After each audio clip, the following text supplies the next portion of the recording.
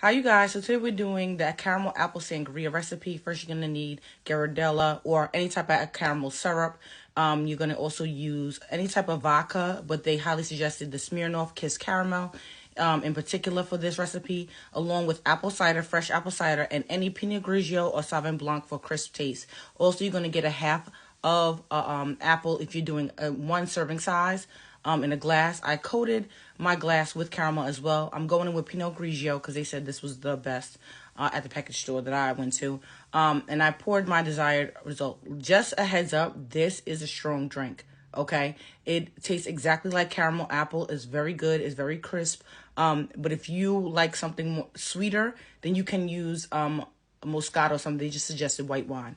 I'm going with apple cider after I added my Kiss caramel vodka and my syrup as well as my white wine. So I'm adding some ice cubes just to give it a little chill. After I coated that, I put some more caramel on my diced apples just for garnishment.